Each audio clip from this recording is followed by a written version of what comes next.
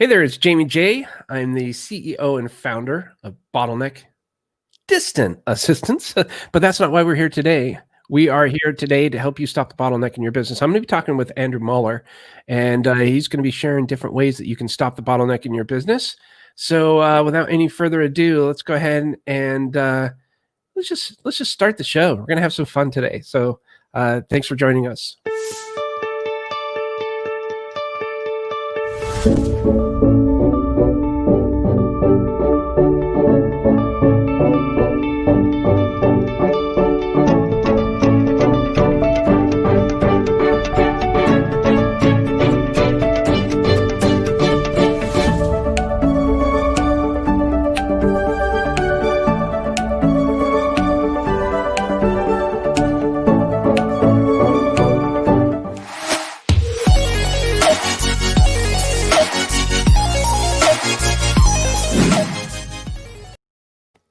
Hello there, Jamie J.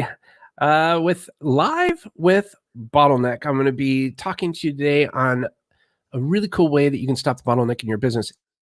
You have a question, don't be shy, ask away. Comments, suggestions, anything like that, please make sure you do. If for some reason you're seeing this in a replay, go ahead and post your comment there in the comment section or your question, and I'll make sure to forward them to our amazing and talented guest today, Andrew Muller. And Andrew Muller is going to help you stop the bottleneck in your business by explaining how to stop putting all your eggs in one marketing basket. And why would I say that Andrew is qualified to help you stop the bottleneck in your business? Well, he before becoming a marketing entrepreneur, Andrew worked for Microsoft in their PPC division. That's pretty awesome.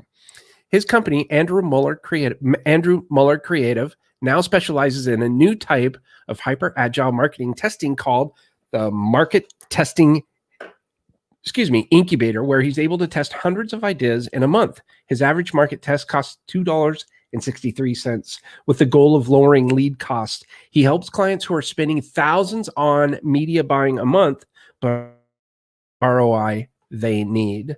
Now, I don't know about you, but the PPC thing for me is a little scary. Finding an expert with the confidence and the no BS type mentality that I've come to know about Andrew is unbelievable. And I'm going to get real serious here in just a second, because each of our businesses are very important to us. And for those of us that have teams, they rely on us to make the smartest decisions to move forward and grow our companies in an effective manner so that we can grow and scale everybody and bring everybody along with us, right? So that's why I have Andrew here today. So without any further ado, please allow me to introduce you to Mr. Andrew Muller. How are you, sir? Hey, Jamie, good to see you, man. Good to be here. Oh man, I'm super pumped for this. And in full transparency, I want to let everybody know that I'm talking to you with the intention of bringing you on to help us kick some butt here. And as I said before, I never did any of this. I'm a little bit scared of it because there's a lot of details and data, but you have been right there, holding my hand, so to speak, and giving me the confidence that this is going to be a really good decision. With that being said, can you tell us a little bit more about who you are and your background and what you do? Yeah, well, you talked about the Market Testing Incubator there. That's a market tested headline, by the way. So I know that people respond to that really, really well, which is why I use that. So I've been doing digital marketing for about 12 years. And I started when I was 16 because I desperately didn't want to drywall. And my parents were very smart. They made me drywall when I was 15. And I don't think they intended for me to have a career in that. I think they intended for me to hate my life so much that I said, what can I do? So from that point on, I mean, I've done every type of job in digital marketing. Like, I've done content. I've written the 500-page Google AdSense content website. I've done email marketing. I've, I worked for Microsoft for about a year and a half on pay-per-click, which is where I really started turning my attention towards ads. And one of the problems that I noticed is I would get 2 different clients. And I wasn't the person who got to make the strategy on either of these campaigns. And one of them would do really, really well, and one of them would do terribly. And someone else had decided what the strategy is, whatever the lead magnet is, whatever the overall copy. Even though like I was perfectly able to write copy, I mean, you can't say something that the client didn't want you to say, or advertise a discount that they didn't agree to, or whatever it is. Client A does amazing and client B does terrible, and I'm doing the same work on both of them. Or like I'm not being lazy on one and not doing work on the other. And so that kind of, I think everybody has this kind of seed of doubt in them. You've read the 4-Hour Workweek? Oh, yes, I have. I get a lot of referrals based on people that have read the 4-Hour Workweek. Right, of course. It makes a lot of sense, which is funny because it's a book that I hate. Not that I hate the philosophy, I just think it's a very, very dull book. It's like I listened to like a 14-hour audiobook for about 40 minutes of content that I wanted, and I just had to sift through the rest of it. And I just like I was committed because I know it's a big one, but so Tim Ferriss has a chapter about he's like, oh, you take 3 different business ideas and you run Google ads to each of them, and maybe business idea 1, you're spending maybe $200 on each one or something like that, just to make the math easier. Idea 1 gets you like $50 in sales. You haven't even optimized it or anything, but you're just trying to market test basically. Idea 2 gets you like $150 in sale, and idea 3 gets you $500 in sales. And it's like, okay, well, idea 3 is 10 times more sales, and I've done the exact same amount of work. I haven't even optimized it. So let's pick that bit. Let's sell the supplements instead of the car speakers, or whatever product that you had chosen. So $600, I guess, is that test. That's a very expensive test to me. Like I run tests real small, and that's kind of the general methodology. We had the headline here, another market tested headline, which is don't put all your marketing eggs in one basket. Or was it don't put all your eggs in one marketing basket? It was how to stop putting all your eggs in one marketing basket. Right. And to me, the answer of that is, well, first off, just don't do it. I mean, I feel like it's simple, but like a more prescriptive answer would be to say, make your tests really small, because if your basket is $100, well, do you want to spend $100 on one test, or you want to spend $1 on 100 tests, right? And I mean, again, it's hard to spend only $1 on a test, but getting into that's kind of the methodology that I go on. So Neil Patel, big internet marketing guru guy, super smart guy. He would recommend that you have 100 conversions to a landing page if you're testing out a new marketing campaign. So you have version A and version B. I mean, I don't usually run color tests, but version A has the green button and version B has the blue button, and which one converts better. I tend to focus much more on copy and message and assets. And so you need to get 100 conversions to that test to have a statistically significant test run. And an average conversion rate, like industry average across the web, is 2% for landing pages. So if you're spending like $1 a click on each of those, I don't know, that's like 4,200 clicks or something just to get your statistically significant test. You got one test done, and if your budget's like $5,000 a month, you got like 1.2 tests done per month to have your 99.9% certainty. And I say, you don't need 99% certainty, man. It's just a color switch. Like you are not going to work your way up a mountain having to get that level of certainty on every single test that you run. And then something in the marketplace changes, and then everybody hates that color anyways, or something like that. And now you have to start all over. So like when I'm doing landing page tests, it's like usually like 30 views sort of thing. And we already know enough. And then you go, well, you're not going to have a statistically significant sample if you do that. Like everything could change. And it's like, yeah, it's only going to be about 80% significant, but I can run 2 tests a day rather than 1 test a month. And it's like, so yeah, if 20% of my tests are false positives or false negatives, it's like I still had like 80 winning tests this month. And you know what's cool about that, Andrew, that I really like? It's that whole for lack of a better term, shit or get off the pot. Like kind Right. of like, analysis by paralysis or paralysis by analysis, that kind of thing. You're not overanalyzing everything. You're just getting stuff out there. You're getting some data enough to make an educated decision to move forward and jump in the pond. Well, there's definitely still not a lot of analysis though. Like it's not so much about a spray and pray approach. Like I don't want to put out 100 ideas. I want to put out but I don't want to put out 100 ideas spread out laterally. Yeah. I want to put out 100 ideas vertically. Mhm. So it's like, okay, we ran these 2 tests. Why did this one win? Okay, let's variate on that theme. Because at the beginning, when you're starting a campaign, yeah, you want to put out a really broad swath of ideas to find out, okay, what's the copy, what's the message that people are resonating on, right? So I have this campaign right now. Actually, I'm not going to say the client name or anything for privacy, but they do refinancing car loans. So if you have a bad loan, they'll get you a good loan. Their whole thing is in Hawaii. So one thing I noticed on the ads is anytime you had an ad that had a very visibly Hawaiian looking couple in the ad, they always perform better. It's like $2 a lead instead of like 10. Wow. For very like the same messaging, like just a different testimonial person. So like that's an insight that you get in your advertising. You'll go, okay. And the additional hypothesis I can make is that if we move to the mainland, that will no longer hold. Although I could say, okay, well, what are the people like in each Unless you were geography? niching down in the mainland for Hawaiian. Pardon? Unless you were niching down to the Hawaiians that have moved to right. Yeah. And that would work. I mean, like, that's not the most abstract observation either. Like, it's a pretty obvious, like, you probably could have just anticipated that. Yeah. But you know what? You could have anticipated it and it might not have done anything. It might not be responsible for anything. And that's the thing that I find is other than those marketing basics, which is like, do we have social proof? I find social proof seems to improve conversion rates no matter what. But I see ideas all the time and I think, oh, this is a really good universal idea. This is going to work on every campaign. And then I try them out and it only takes me like 2 hours to try it out and get my feedback loop going.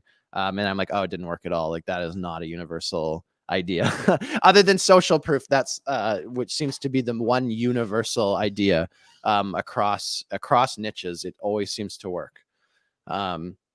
So yeah, I got into this because after doing it for like over a decade, I just kept running into that situation where it's like, oh, client A sucks and client B rules. And I can't figure out why, what am I doing wrong? And I realized it's like, I need to go one step up the ladder here. I need to go like 10 steps up the ladder and get to that 30,000 foot view. It's like, I'm being handed crap. And the only way to fix it is that I can get up to the top and be the guy doing the strategy, which is what I do now. And it's amazing. It's like everything works now. It's like, yeah, hey, we can take your landing page from 5% to 30% in like 3 weeks. Like I've done that before. And Insane. I know that if somebody's in a really difficult niche, it's like, hey, I'm not going to be able to do that in 3 weeks. Like you're like a B2B niche. You like sell smartphone glass to Toyota. Like, I don't know, like, like it's some super niche thing. And it's like, hey, there's like 12 people we need to reach in the entire world. It's like, there's going to be a really, really different strategy than like, hey, we're starting a new Amazon or something like that. It's like, okay, well, that's like a business to consumer sort of thing. So the one tip, actually, I don't want to call this a myth, but I would call this something that people never talk about or acknowledge, is the difference between B2B and B2C in paid ads. Because I see people constantly use the same tactics in B2B, and B2B is so hard to make work with paid ads, man. Like you have to really understand that customer avatar. It's totally doable. I wonder why that is. I mean, it's still a person ultimately that is pulling the trigger or making a suggestion in a business. Well, I think there's a few different things. First off, if you're doing a B2C product, I do not like that. So on Facebook, you can target engaged shoppers. And they're like, okay, what people on our platform have we noticed are firing conversion pixels on a e-commerce shop, right? So the people who are like buying more than the average, you can target that person. They're an expensive person to target, but they can be good. I don't always think that's the same person as like a C-level executive, like, because Facebook is really good at auto targeting the algorithm. So like when you run an ad and it's like, hey, your audience has 2 million potential people that you can reach, right? It's like, hey, everybody who loves Lamborghinis, you know, or whatever.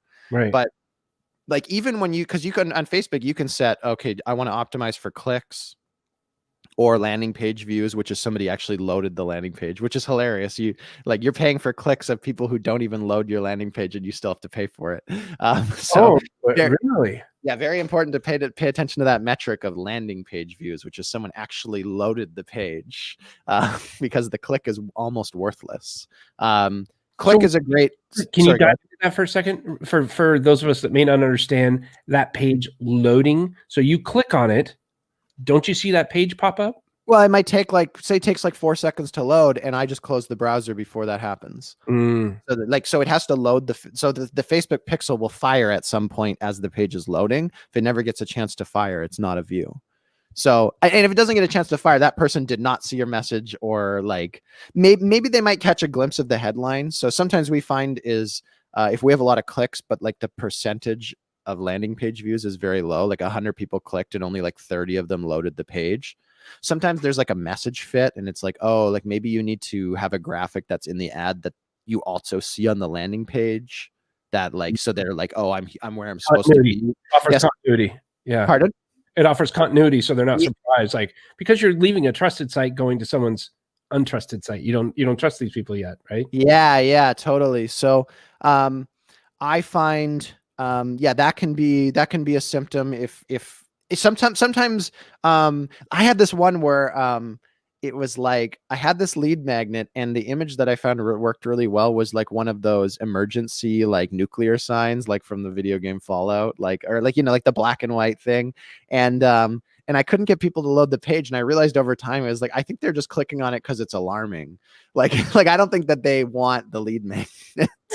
Like, so sometimes something can be too salacious, and doesn't involve any real commitment, and that happens a lot with the business audience too. Like you can get their attention, and I mean, if you think about it, somebody who's in a business audience, like they're usually more educated, more discerning, they're expensive. Like the cost per click is like, some of these business audience, it's like $2 or $3 a click, whereas like a consumer audience, I can get like down to like 10, sometimes like 6 cents a click on depending on the niche, Wow.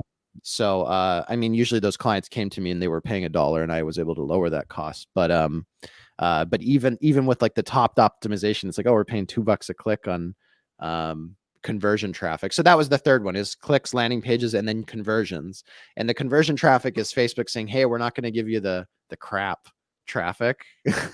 We're going to give you good traffic of people we know fill out forms and are buying things, and usually you pay 3 or 5 times as much for that traffic compared to the click traffic. It always depends on the niche. I've seen it skyrocket 10 times and I've seen it not go up at all, but typically it's around 3 times as much. So anyways, I mean, I know our general audience is probably not people running a lot of Facebook ads. Like it's not ad agencies. It's like it's like more business owners, which is basically who I talk to all the time, or people who are marketing, like within a company, like a marketing director or something. But that's a very important thing, because I say, oh, we got this amazing cost per click for you. It's like, well, is it on click traffic or conversion traffic?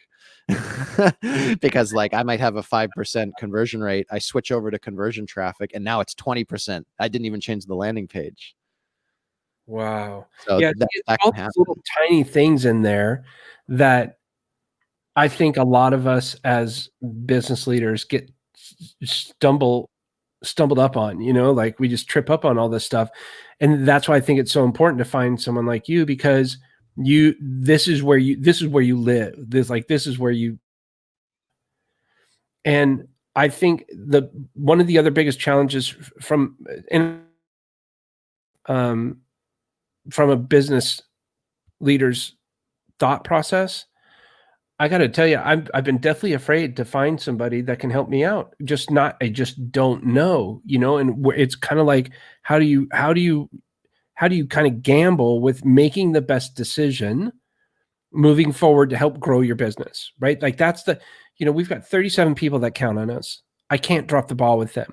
You know what I'm saying? I want to make sure that the decisions that we're making here is good for the company. Second is good for our team. And then third is good for our clients. I know that we need to get the word out. We have an incredible system, in my opinion. Our team is amazing. We have incredible culture. Not enough people know about us. So we want to get the message out. And I'm saying this blanketly from business leaders, thinking this is what they're going to do. Yeah. What's the best way for us to get the word out there if we haven't been doing any kind of paid marketing before? We've been trying to kind of doing it organically, and we're stuck. Yeah, there's no one size fits all answer. Like, I don't even think ads are the right thing for every business.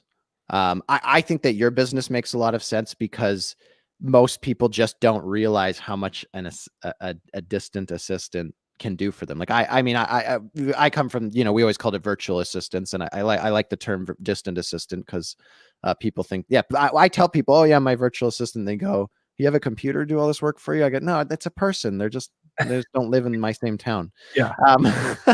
And so people don't get it right away. Distant assistant makes a lot more sense. I actually really love your branding. Like, it's extremely cohesive, and I know it'd be really easy to work with. And but it's like, it's people who, it's like, if they just knew, it's like, well, there's that barrier where, okay, like, can I have someone else check my email for me? Like, it took me a year to train my assistant to check my email for me. And it's a very scary idea. So a lot of it, like, I know that you have these really great onboarding processes.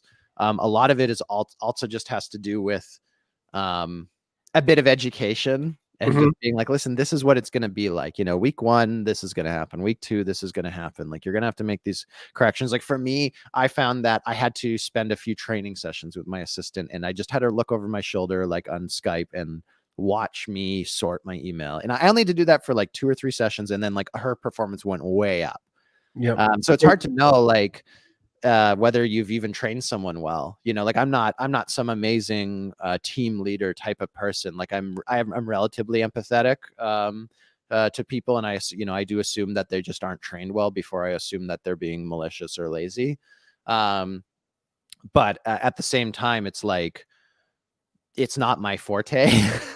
Like, my forte is to try to be the best that I can be and become, like, very, very good at analysis and planning out these campaigns. And it's like, there's 100 different ways to slice it. So, I mean, I think having a partner that can lead you somewhere is really vital, because it's like, working on a campaign like that is like, there just isn't, it's not like, oh, I'll just do these things. Like, I have a general methodology that I follow. It's like, hey, we're going to test 100, 200, 300 different messages to find out, like, let's take your avatar. Hopefully you have a customer avatar with like 50 different problems that most of your new clients have. Let's test all those problems on Facebook.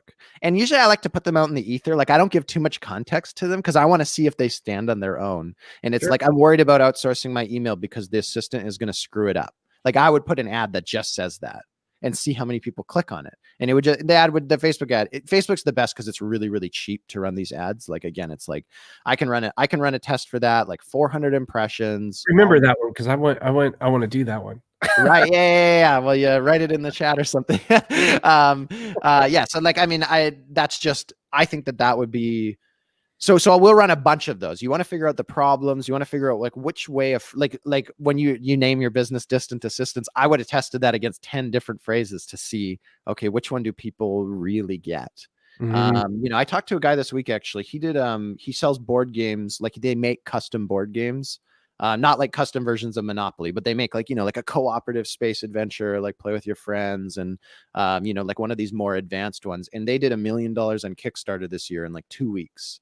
He had raised. And so I'm always talking to people to find out, people who are successful, to see, like, what are you doing that's working. I have an account that I'm working on right now that's more entertainment based. And I go, well, what problems am I going to test? Like, people just want to have a good time, like, and so he told me, he said, like, it's all about the keywords. Like, it's like, you want these keywords that bring emotions to mind. So, for example, family game night. It brings specific emotions. So you're not being sappy and being like, oh, the warmth of spending, like you just some reference that makes you feel an emotion, or like Family game night instead of, hey, bring the family together. Remember old times. yeah, you don't have to be sappy and like cheesy and corny. Like it's like you just put that phrase in there, and the person, it evokes an image. Like cooperative was another one that he used a lot. It was like, you know, you're working together. Like, I mean, for me, it's like I grew up playing like Zelda and stuff, you know. So it's like I remember playing with my friends. Not that that's a cooperative game, but you know, like playing with my cousins, and like, you know, you're playing together, right? And it's like, so there's a lot, you know. So for entertainment, that seems to be like a very vital way of doing it, which is something new I learned this week, because I haven't worked very much with entertainment. Like I'm usually just doing kind of flat out business problem solution, unique selling proposition sort of stuff. So I would have tested out those key phrases for the distant. I think distant assistance is probably pretty good, but like I think lots of things and then I test them and then I look like an idiot. So I mean, I don't, because I tested them and then nobody knows that I look like an idiot because I did it in private. So like, yeah, so I said that market testing incubator. Like I got a lot of results from that. Like people really responded, and like to illustrate the difference, just on these little testimonial ads or like these little problem ads that are like, they're almost nothing to them. Like it literally is just a phrase. And you go, why would anybody click on it? It's like some of those will cost you $1 a click and some will be like 12 cents. And like that, and that scales pretty well. Like maybe the 12 cents will go up to like 20 once you spent like $1,000 on it or something like that. But it's like, if you're paying a lot on Facebook, like it's all about the copy and the audience. And I find, I mean, once I get the right audience, like it starts to become more about the copy. And like that creative, like that's the difference between paying 5 times as much and paying 5 times less, you know? Man, I have so many questions I want to ask, but I don't want to derail you. Are you going on to make a point here? No, I'm you know, I always just start a sentence and I don't even know where it's going. You know, I just hope that it finds me somewhere along the way. What can someone expect? For those of us that have very little experience to no experience, what are the expectations we need to have as business owners when embarking on a PPC? Well, it's an industry of charlatans. I mean, the problem is that there's a lot of busy work that you can do in advertising. You can spend so much time. Like, I always use the phrase, if you're looking for a needle in a forest, and this is not, I don't think that I coined this. I know this is a common thing to say. First, make sure you're in the right forest. Oh yeah. And then make sure you're at the right tree, and then the branches, and then the leaves. And if you have the right leaf in the right forest, it's going to be really easy to find that needle. But you have to start at the forest. So what you want to know is like, what is the forest? And I would say when it comes to ads, it's like, well, first off, you really need to have a good understanding of top of funnel versus bottom of funnel and like middle of funnel. So like a top of funnel lead is somebody who's never heard of your business. Like for you, somebody who doesn't even know how a virtual assistant works. Yep. And you really have to bring them through that funnel. So are you familiar with remarketing ads? Like this is a very popular thing these days. Remarketing, yes. So the idea for people who don't know is someone's visited your website and then the ad will follow them around the internet because your website will cookie them. Or even on Facebook, you can say, oh, so you put out a Facebook ad, like a video ad, and you say, well, people who watched half the video, I want to start showing more ads to those people, right? So they're people who've interacted with you. Tickets. Pardon? Airplane tickets. You go to search for airplane tickets, and then all of a sudden that airplane starts popping up everywhere. Yeah. So that's a remarketing ad. Amazon, same thing. You start. Is that the same as retargeting? Yeah, they're like pretty. I'm sure some jerk could come along and tell me that I'm technically wrong and that there's like a real difference between them. I see people use remarketing and retargeting around like pretty interchangeably. 6 of one, half dozen the other. Yeah. It's like, yeah. So I find. So if you're doing remarketing ads, like you're not really at top of funnel leads at that point because that person's like already come to your website before. Like you're in middle or bottom of funnel leads. I remember I've talked to companies where it's like, yeah, this company has like $50,000 in ad spend, but we just can't seem to get the top of funnel leads to convert well. And I'm like, What are you spending? You're spending 50 grand on remarketing? Like what? How much? I don't understand. Like this is what people pay you for, is to do the top of funnel leads is the hard part. Like that's the part that takes all the, yeah, to do some remarketing. It's like, I mean, anything's as complicated as you want. Like you can create a pretty advanced funnel where somebody sees this video and then you remarket them to the next video and then the next, and you've got like 20 videos that they're going to see in sequence. Like, like you could make it really complicated, but like overall it's the prospecting, the top of funnel leads. That's the hard part. That's the part that people don't know how to do. And so what's the middle funnel? Is that the remarketing? They're just warmer. They're getting like, so these are not these are kind of relative terms, because like you can have it's really about how close they are to a certain goal. So it's like, if we want to get them on our email list, it's like, well, their so the bottom of funnel is somebody who's just about to enter their email. Like they're very close to that, to taking that action. Like you could just show them a landing page that says like put in your email and they would fill it out, like because they're like warmed up and ready to do it. Now you have somebody who is just signed up in your email list. Now you have a top of funnel person who's only just signed up, and the bottom of funnels that they actually hire you or like book a consultation or like whatever the thing you. So it's a very relative term. It just, pardon? Yeah, I like how you're explaining it. So you have an attraction funnel, and then you have an onboarding funnel type deal. Yeah. However, there's always like, we always call it a red dot, which is like, well, what are we focusing on? Like, are we focusing on our ad to make it cheaper? Are we focusing on our landing page to make the conversion rate higher? Like one of those numbers is going to get you to the next step. Like if you have a really expensive ad, it's like, well, don't bother trying to improve your conversion rate, because you're going to spend so much money on every test. It's like, you don't want to spend $300 on a test. Like I want to get that tested for $30. So it's like, so we need to work on the ad, which is always where I start working. Cause it's like, I always need a cheap ad to get started that like really penetrates the market. So, but yeah, as far as like the top of funnel thing, like that's a very important thing. Like I see not enough people talking about that. And it's like, hey, we have a very complicated product that nobody can understand. Can you market to them like they're bottom of funnel leads and try to get them to convert immediately?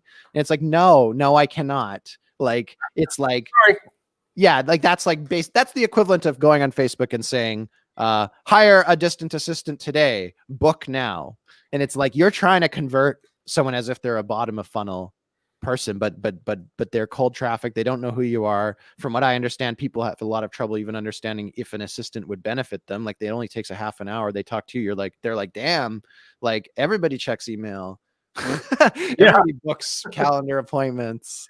Like, oh, maybe I really could use this person. You just said something that struck a huge chord with me, because whether or not you're doing PPC or organic, same thing. Just start from the top. And I'm looking back in my own business, and for those of you that are listening or watching or later on watching, I'm looking back at and looking at all of our posts that we've made, the blogs that we've written, and things like that. And I'm pretty sure, I'm assuming that people already know who we are. And that major mess up on our mistake on our part. Yeah, I mean, one thing you can do is just you can make a few different posts about each episode and like just change the headline for each episode, like same episode but put a different headline, and see what types of headlines. Like I mean, nobody knows who I am, so it's like putting my name in there is basically a waste of time. It's like, or something like that. Pardon? Have you ever heard of headliner? I feel like I have heard of that. Why don't you explain it for the audience? There's this thing, I think it's called headliner.co or .com or something like that. App. Yeah. And it'll run through and it'll give you multiple headlines, and it'll test them out and see which one's converted best. Yeah. That's good stuff. I mean, yeah, and you can do that yourself without getting into a fancy like program. But I mean, if they make it easier if you're testing, then who cares? Like, I don't think that there's one way to test or anything like that. Like, I think it's about the methodology of like, because it's like, you could put those out there. We're going to put this out there for like 6 hours, see which one gets the most views, and we're going to delete the other two. And we're going to start writing our headlines more like that one, or so, something like that. Or like go on Facebook, promote the podcast, to your audience, put $5 per ad, and just see which one has a higher click-through rate. And like if you're writing totally different headlines, like again, we want to do forests here. You don't want to like change one or two words. You want to take a totally different angle. It's like, this one's going to be really emotional. This one's going to be like sexy and salacious. Like this one's going to be like really benefit laden, like be very, very different about them. That you will get a wildly different result. I promise you. So as far as, so one thing I did want to say, you said, you know, you should start at the top. I actually wouldn't always recommend starting at the top. So bottom of funnel leads are the cheapest to convert because you don't have to take them through the whole process. So Google search is where your bottom of funnel leads typically are, because they're already searching and they've told you based on their search phrase that they know. So if somebody searches how to hire a virtual assistant or where to hire a virtual assistant, you know a lot of things about that person. They know what a virtual assistant is. They know that they need one. So that's a bottom of funnel lead. And those keywords are going to probably be expensive. Although I don't know if there's a lot of like, I don't know how much competition you have. Like I know there's Upwork and onlinejobs.ph and these competitors, but like a lot of these people are not offering fully trained assistants. Like it's like, well, you hire someone and you have to take on the obligation of training them. That's very different than what you guys offer in your business. Well, our clients are training, but we're just kind of guiding them through that training process. Right. Got you. Yeah. I mean, even that is a lot. Like even just getting some systems is a huge deal. Like it took me a freaking year to get all my systems written, man. And it's like, I could have just borrowed them from, I mean, like I have a lot of like specific business processes and, you know, there's only so much that can be automated, but it's like, dude, like you're busy one week, man. Like I can't tell you how many weeks I've been like, God, I'm so glad I have that assistant. Like, because I would be so screwed this week. Like it's the difference between me being happy and very unhappy this week. Quality of life back. But there's Albert Einstein has a quote. He says, if I had an hour to solve a problem, I'd spend the first 55 minutes on thinking about the problem and 5 minutes on thinking about the solution. I'd spend the first 55 minutes hiring a distant assistant. Yeah, it's the same thing. It's like cutting down a tree, right? Right? You spent a year on your systems and now you're much better off. Oh yeah. I mean, I did make my assistant write a lot of them. I just did a lot of screen recordings and I said, write a system based on this. That's what worked for me. I found that's what worked too. The other variation on that I've heard is like, if you're chopping down a tree, it's like you would spend 4 hours sharpening the axe and then 2 hours cutting it down, or 5 hours sharpening the axe and then an hour cutting it down or whatever. And I was like, yeah, that's actually pretty smart. I mean, I don't like that analogy because it still takes you just as long. Ongoing though, right? Pardon? Ongoing. I mean, you can get the job done. Yeah, I guess you're right. I just don't like that particular analogy. Like I like to me, it would be like I'd spend 2 hours sharpening and 1 hour cutting, and now I cut the time in half because that's totally what it would be. Yeah. I really want to be mindful of your time because we block this out, and you are an extremely busy person. But where is someone at in their journey where they say, now's probably a really good time to reach out to Andrew?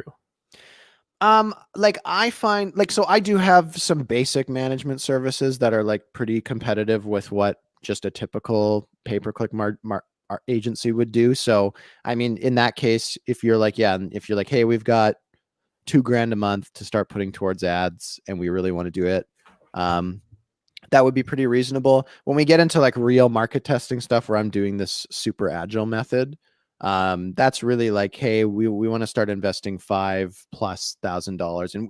And at that point, like that really is for companies that want to aggressively scale, because it's like, hey, I want to cut down this tree, so I'm going to spend 20 hours sharpening my axe and like 2 minutes cutting down the tree because it was actually a very tiny tree. It's like, you should have just like kicked the tree over, man. Like you're using a bazooka to kill a fly here, right? So if you have a company that's like, hey, we have a sales team now, we can handle new leads, we can nurture them, we can communicate with somebody and say, hey, like these leads, they're coming in with this sort of expectation. Can we like nurture this to kind of change it to, like you're ready to have that sort of ongoing communication to really hone in on the funnel. Because what I find is like people go in like it's like they're buying insurance. And it's just like, yeah, just do the job. And it's like, you are doing something that you've literally never done. This is very experimental. It's like you're driving cold leads. Like the internet is still a relatively infantile industry, it's like something that's been around for 30 years, like 20 years practically. you know and like that is not very long. And it's like, hey, we're going to sell distant assistant services to like business people on Facebook and LinkedIn. It's like, well, how many people have done that before you? Like none. Like, I mean, we have Upwork and stuff, and I'm sure there are some companies, but it's like, there's not like a long line. It's like, listen, this is how you run an auto dealership. Like, this is the tried and tested way. Like, you don't have that. So if somebody comes to me and they say, listen, we already have a funnel, we have an okay ad. We're converting our landing page like 10%. We are converting those leads. Like, we're booking calls, we're getting sales, but we really just want to like put some gasoline on the fire. That's very different. That's actually really easy for me to come in. It's like, listen, I'm just going to run this methodology. I'm going to test the shit out of this, and we're going to double our conversion rate and cut our lead cost in half or more if I can get the ad cheaper too. And it's like, I don't have to deal with somebody who is like, oh, well, now that you gave us the lead, we don't know how to nurture them. Like, I think we need to hire some salespeople. And it's like, yeah, I mean, I can walk you through that. And I think that's totally reasonable if you have some patient capital to deal with your own inefficiencies. And like, I can be patient for that and offer consulting, but, you'll get results faster if you already have a funnel. But, I mean, if you don't have one, it's like some of these things I see people spend a long, long time on, and they never are able to crack the code because it's like, well, we did like 8 or 9 tests this year. It's like, wow, that's not very good. And it's like, what do you mean? We were busting our ass off. It took us like 2 months to come up with that test. You took too long. Like, like spend a half an hour, like come up with a high impact idea and just run it. Hey, by the way, are you ready for the podcast sponsor? Am I ready? Yeah, I got an ad read so that we could get some money here. Let's do it, man. Okay, cool. Here, let me just get out the get out the script here for us. Pull it. Okay, here we go. Are you sick and tired of running your own Facebook ads only to find out that you have a negative ROI compared to your ad spend? Do you wish that there was someone available who could waste your ad spend for you, rather than you spending countless hours of your own time to throw thousands of dollars down Facebook's gnarling jaws? Introducing Facebook Marketing Experts, a revolutionary new way to throw advertising dollars down the drain. Facebook Marketing Experts will reach out to you via email to tell you that you've been selected for a special program from Facebook, where we'll offer you advice on how to optimize your Facebook account into oblivion. Need advice on how to spend 100% of your ad budget without worrying about the ROI at all? Check. Want constantly changing account managers so you never get to know one person and they don't get to know you either? We got you covered there. Do you like booking appointments with a rep only to find out that they're on vacation that day and no one even bothered to notify you, wasting precious meeting time on your calendar that you could have used for sales calls? Don't worry, Facebook Marketing Experts have got that too. Legal disclaimer: the term expert is used as a job title for our customer support representatives. We make no claims of legitimate expertise based on training or education, and we make no claims of being able to improve your account performance or revenue generated from your advertising accounts. Facebook Marketing Experts. Don't do it by yourself. We'll waste your ad dollars for you. Thanks, Facebook, for paying us to run that ad. That's fantastic. I don't know. I always find them to be very reliable service in achieving that sort of goal. So, oh, that's great, man. Oh man. So how do people get in touch with you?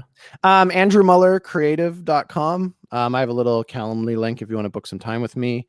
So Andrew at AndrewMullerCreative.com is my email. Yeah, no, I'm always happy to talk with people. And I don't know. It's just, there's no Bible, like I know Digital Marketer has made all these kind of courses for, that you can get certified and all this sort of stuff. But I just find, yeah, like it gives you some sort of baseline, but it's like, you can still fail so easily with the baseline, And I know like story brand's really popular lately. I've seen people doing that, and I have clients who come to me with that, and it's like it's definitely more useful than not having it.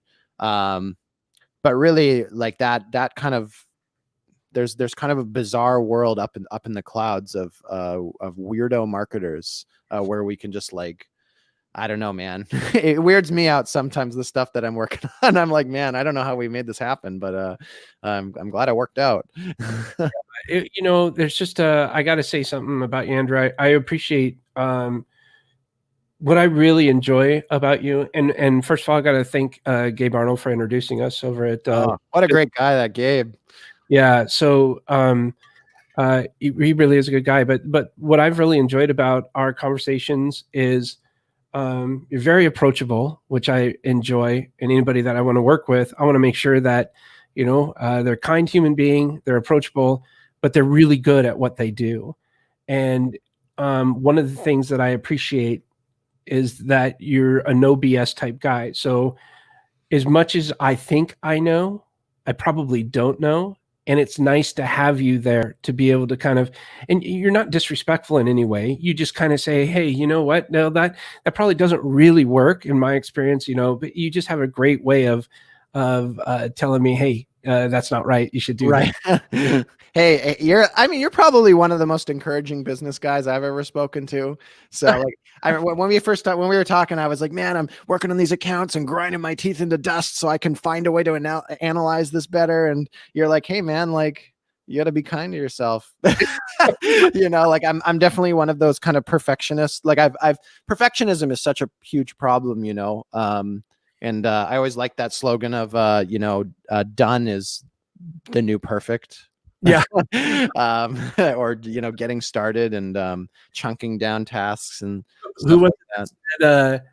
You can't always find perfect, but in your journey to finding perfect is excellence. Right. Yeah. And I think the idea is that perfect doesn't even exist. Right. Yeah. It's just like, it's such an illusion. It's like, yeah. Anyway, PPC. Like, what is perfect? I don't know. Would it be 100% conversions? I don't think so. Yeah. I mean, it's just being profitable. Yeah, exactly. Because stuff like that. It's like, well, it depends on the industry. B2B, 10% would be frickin' fantastic. Like some B2C like low value thing. It's like, yeah, 30% is a good start. That sort of thing. I want to say thank you for helping me set expectations. The initial work that you did, and that you did an amazing about a 10-minute video of what you thought could happen based on your years of experience, and that really opened up my mind. It also set my expectations. Okay, I'm gonna be needing to invest this much, with the hopes of maybe worst case scenario getting this. Like you're not just putting out pie in the sky stuff to me. You know what I'm saying? I try to be very conservative actually in my projections, because I don't think projections are very useful. I'm really like, I'm really one of those, like, growing up as a teenager, just annoyed with the world. And I think people can get that vibe off of me, which I'm okay. Like just listening to punk music and be, but I actually think it's a useful attitude that I bring everywhere with me, because I remember sitting in these just bureaucratic business meetings and you have all these projections and I'm like, listen, man, I'm the guy doing the work and looking at these numbers, and those are bull. Like that is like, you are just keeping people in the dark and feeding them, it's like that. I've just seen that so many times, and it's like, I am very, like, the thing is, like, you're going to expect me to deliver on those like crap projections that you gave to. So it's like, for me, I'm like, okay, it's nice having your own company, because you're like, I know I have to project, I have to like deliver on those projections. So I want them to be very conservative. And it's like, listen, this makes me not nervous at all, because I know that I can get that, and I hope that I can over deliver and delight you. I think there's actually a pretty good chance. Yeah. Well, I know there, when I venture into something like this, and I hope other business leaders know, you have to take chances. You can't, if you're feeling comfortable you're not doing your job. I think you have to maintain a consistent feeling of being uncomfortable and getting comfortable with being uncomfortable Right. to grow your That's business. that's the yin and the yang, right? It's educated gambles, and Right. gambles for lack of a better term, but it's an educated move as much as you can. But at some point, you got to pull the trigger. You got to Yeah. try it out. You got to And give make some room. like I say, make the gambles as small as they can be. Yeah, perfect. Too. I mean, I do think there's a problem where people want to get in and it's like, listen, I'm going to take a gamble on a coffee shop. So what I'm going to do is buy 1/50th of a coffee shop. Well, you kind of need to get the whole shop. Yeah. Like that's maybe you can get a smaller one or maybe like a coffee truck if you want to like lower it. So I mean, the nice thing that I like about this, like once I got into the hyper agile work where it's like, listen, you're not committed to this campaign for 3 months. Like you just change it today. It's like, hey, we're just going to do something different today because this thing isn't working. I have a new idea. Hey, I have a new lead magnet idea. Like we don't write lead magnets until I already have a converting page. It's like, I already know people want this lead magnet. They're clicking on it for 10 cents a click. They're converting at 30%. Hey, why don't we go write it? And it's like, build a whole course out, right? You build the course out after people say, yes, we want that. Yeah, that's really what the idea is, and nobody wants to do it. Like, how many people you think are reading the 4-Hour Workweek actually did that experiment? Nobody did that experiment. Like, maybe a few people did, and those people cared. Yeah. But they're afraid of market testing because it's hard to do, and like it was very hard for me to learn and to like completely reset my. Like, I already had the fuel saying you need to learn this, but to reset all my expectations and just reorder it and do, because it's like, well, I know I can write a book, but I don't know if I can write a winning book idea. And it's like, I can write an idea that like I can get my like wife or like my cousins or somebody to tell me that they think it's great. And it's like, yeah, dude, but when you're looking at the numbers, it's like, don't worry about it. So don't spend all your time making new ebook covers. Like just write a new headline, like write a new content, like write a new topic. Like I dude, seriously, I've had lead magnets like that where like one lead magnet was $25 a lead and the other one was $2, and all we did was change the headline. Yeah, that's like 1,000%, or like I don't even know the math on that, but it's like, yeah, it's like over 10 times the cost. And like you didn't even get into like building an image or like any of the stuff that like brings it down to like 60 cents, which is where we ended up. It's like what topic you are, like really think about the market, like just become very market focused, I think is good advice for every business owner. Like there's nobody who cannot benefit from that. Is like, let the market tell you what they want. And it's like, well, I don't know how to do that. And it's like, well, Facebook's a good start because it's like, it's literally, it is kind of the market testing incubator, and you can take those results and you do your Google ads and do your LinkedIn ads. And, it's like, hey, we're doing this podcast. We're going to run 20 headlines. And then that's going to be this week's episode of the podcast headline, and you could have an assistant run those tests in like an hour. And it's like, hey, we spent like $20. It's like, yeah, but now people are actually clicking. So it's amazing. Well, I want to say thank you so much, Andrew, for stopping by and sharing your unbelievable wisdom with us. Again, it's andrewmullercreative.com, correct? Yeah. Anything else you'd like to say before we wrap? Nah, man, I'm looking forward to keep talking for another hour after we turn off the recording, because you're a fun guy to talk to. So oh, this is awesome. Well, if you can hold on one quick second and I'll go ahead and wrap up. Cool. I just can't thank Andrew enough. Seriously, I'm not messing around. Watch for probably January, February timeframe. You're going to see the awesome work that is Andrew Muller. And if you are wanting to figure out some different ideas or concepts in a way that you can stop the bottleneck in your business by doing some effective marketing campaigns through PPC, I cannot recommend enough. Go chat with Andrew Muller. He's the owner of Andrew Muller Creative. You can find him on Facebook at Andrew Michael Muller. He's on LinkedIn at Andrew Muller, and then, or you can just go to the website, andrewmullercreative.com, and schedule a time with him. You will not be disappointed. I guarantee that. A personal guarantee from me. And what is that guarantee? I don't know. Call me up and say you weren't happy, and I'll say I'm sorry. You have to send a selfie with a "I'm sorry" and then an @ their handle. Exactly. That's it. That's the cost. And a selfie image of me with you at their handle. I really appreciate that you followed up with that, because I've dealt with so many people who say they guarantee. It's like, well, what's the guarantee? It's like, well, we guarantee it.